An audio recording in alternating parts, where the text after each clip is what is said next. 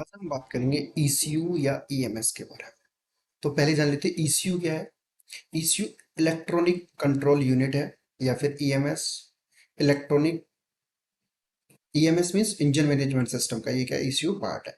इसको ईसीएम भी बोल देते हैं, इलेक्ट्रॉनिक कंट्रोल मॉड्यूल, या फिर कभी कभी ईसीयू को इंजन कंट्रोल यूनिट या फिर ईसीएम को इंजन कंट्रोल मॉड्यूल भी बोल देते हैं। तो ये हमारा किसका पार्ट है? ईएमएस का, इंजन मैनेजमेंट सिस्टम का पार्ट है। अब इसका काम क्या है? इसका काम है जितने भी सेंसर्स हैं, सारे सेंसर्स इसको सिग्नल देते हैं जिसको ये एज अ इनपुट यूज करता है। जब वो सारे सिग्नल्स ले लेता है सेंसर से, फिर उनकी कैलकुलेशन करता है और उसके बाद मीन्स कंट्रोल यूनिट है एक तरह से। इनपुट कहाँ से लिया? इसने सेंसर से लिया और उसके बाद कैलकुलेट किया और आउटपुट किसको दिया? सिग्नल के हिसाब से, मीन्स इनपुट के हिसाब से आउटपुट किसको दिया? इसने एक्चुएटर्स को दिया। तो जब ये पूरा प्रोसेस ऐसे करता है तो उससे क्या है, ये हमारे फ्यूल का जो इंजेक्शन है उसका ध्यान रखता है, प्रॉपर अच्छे से इंजेक्शन कराता है। Duration of injection, quantity of injection, pressure at which injection should happens, उसका भी ये बहुत ध्यान रखता है। और ये क्या करता है, हमारा इंजन व्हीकल से जितने भी सेंसर है वहां से जब ये सिग्नल लेता है तो सिग्नल के हिसाब से ही एक्चुएटर से काम कर पाता है, means controlling all the actuators.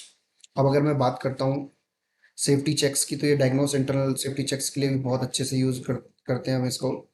दूसरा क्या है, अगर मैं बात करता हूँ इस पे जो यहाँ पे जो कपलर्स लगेंगे, वो कपलर्स कौन कौन से लगते हैं? तो एक पावर सप्लाई आएगी यहाँ पे, दूसरा एक सेंसर वाला कपलर रहेगा और एक एक्चुएटर वाला कपलर रहेगा। प्लस जब कभी भी ईसीयू की अगर हम बात करते हैं तो जैसे बताया, बूस्ट प्रेशर मॉनिटरिंग यही करता है, इंजेक्शन का पूरा टाइमिंग का ध्यान यही रखता है। प्लस अगर कोई भी इश्यू हमारे इंजन के साथ है, कोई भी इश्यू हमारी मशीन के साथ हो रहा है, तो उसको लिम्फ मोड में लेके आने का काम भी हमारा यही करता है। जब कोई भी एरर अगर हमारे व्हीकल में आ रहा है या फिर हमारी इंजन में अगर कोई आ रहा है तो लिम्फ मोड का काम यही करता है। इसका भी हमको ध्यान रखना चाहिए। अगर मैं बात करता हूँ ईसीयू की, तो आपकी अगर इसकी बात करता हूँ, तो अगर मैं इसको खोलता हूँ तो ये ऐसे दिखने लगेगा ना। तो इसका पार्ट्स वाइज हम अगर बात करते हैं तो जो नीचे होगा वो बॉटम कवर है। ये बीच में जो रहेगा जहाँ पे हमारी ये कनेक्टर्स लगे हुए हैं, जहाँ पे कपलर्स हमारे लगेंगे, ये पीसीबी है, प्रिंटिंग सर्किट बोर्ड है।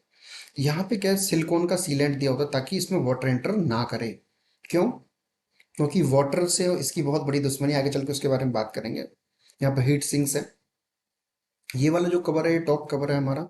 यहाँ पे जो ये दिख रहा है, इसको प्रेशर कंपनसेशन एलिमेंट भी बोलते हैं। मतलब प्रेशर, जो हमारा एटमॉस्फेरिक प्रेशर है उसका मेजरमेंट भी कर लेता है ये। दूसरा, ये ब्रीदर की तरह भी काम करता है, एयर ब्रीदर। क्यों? क्योंकि ये जब काम करेगा तो ये कंट्रोल यूनिट है, इलेक्ट्रॉनिक कंट्रोल यूनिट है।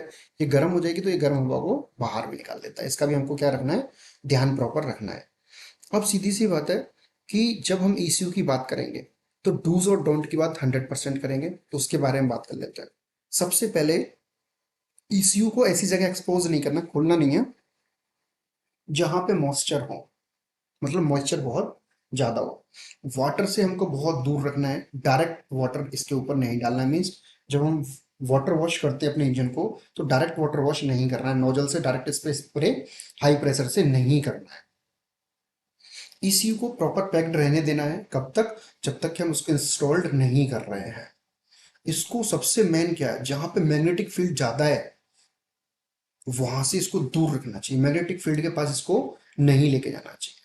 और जब हम हैंडलिंग कर रहे हैं, मतलब एक जगह से दूसरी जगह इसको हैंडल कर रहे हैं, लेके जा रहे हैं, तो प्लीज ध्यान रहे कोई भी डैमेजेस इसमें नहीं आ पाए। अगर आप ईसीयू को फ्लशिंग करा रहे हो तो ध्यान रहे कि इलेक्ट्रिकल ग्राउंडिंग प्रॉपर होनी चाहिए। अदरवाइज क्या होगा, हमारा फ्लशिंग सही से प्रोग्रामिंग नहीं हो पाएगा।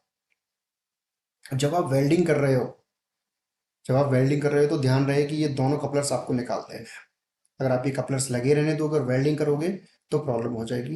तो मीन्स वेल्डिंग के टाइम पे हमको क्या है, ये डिस्कनेक्ट कर देना है, इसको फ्रीली हमको क्या कर देना है, छोड़ देना है। और सबसे मेन क्या है, कभी भी अगर आपके डिस्प्ले में या फिर क्लस्टर मीटर में कभी भी एरर कोड्स हमारे दो या दो से ज़्यादा आ रहे हैं, तो ध्यान रहे हमको ये भी चेक करना है कि जो इसके कपलर्स हैं वो लॉक्ड अच्छे से किए हैं हमने या नहीं किए हुए हैं। उसका भी हमको अच्छे से क्या रखना है, ध्यान रखना है।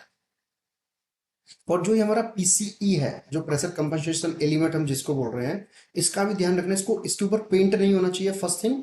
सेकंड थिंग, मिट्टी नहीं जानी चाहिए या फिर डस्ट ज़्यादा एंटर नहीं होना चाहिए, उसका हमको बहुत ज़्यादा ध्यान रखना है।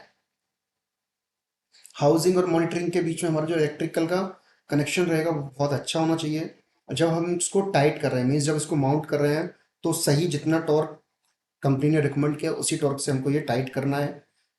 सबसे मेन याद रखना, अभी भी बोल रहा हूँ, कि जब कभी हम इश्यू की बात करते हैं तो पानी, वाटर वाटर गैस का दुश्मन एक तरह से। जब आप इसको खोल रहे हो तो ये जो हमारी पिंस दिख रही है, ये वाली पिंस, इधर वाटर एंट्री नहीं होनी चाहिए। या फिर कभी आप इसको ओपन करें कपल्स को, तो हमको इन पे नजर मारना है किसी भी पिन पे रस्टिंग तो नहीं आ रही है। अगर यहाँ पे रस्टिंग है, दैट मीन्स कि सिग्नल जो है वो प्रॉपर या तो सेंसर से नहीं आ रहे हैं या एक्चुएटर को सिग्नल हमारे प्रॉपर नहीं जा रहे हैं। तो इसका बहुत बड़ा रोल होता है, इसका भी हमको क्या रखना है, ध्यान रखना है। अब ये तो आपने ध्यान इसका रख लिया। अगर जिस कंपनी, मीन्स अगर हम बात करते हैं अपनी ओईएम, मीन्स हम इसकी बात करते हैं, तो जो कंपनी ने जहाँ पे इसको माउंट किया हुआ है केबिन में, केबिन से अगर हम बैको की बात करेंगे अंदर भी किया हुआ है, क्रेंस की बात करेंगे तो चेसिस पे साइड में किया हुआ है। तो अगर हम बात करते हैं माउंटिंग प्लेस, जो है इसका माउंटिंग की जो जगह है, प्लीज़ रिक्वेस्ट है, वो माउंटिंग की जगह हमको चेंज नहीं करनी है। और पानी से इसको ज़्यादा से ज़्यादा बचाना है। क्यों? क्योंकि ये क्या है, हमारे सिस्टम का, हमारे इंजन का माइंड है, दिमाग है, ह्यूमन बीइंग की तरह ये काम करता है, सोचने का काम भी करता है, मीन कैलकुलेशन भी करता है, इसको पता भी रहता है, मॉनिटरिंग मीन्स मॉनिटरिंग भी करता है, और प्लस आपको क्या देता है, आउटपुट्स भी यही देता है। तो प्लीज़ इसका बहुत ज़्यादा ध्यान रखें।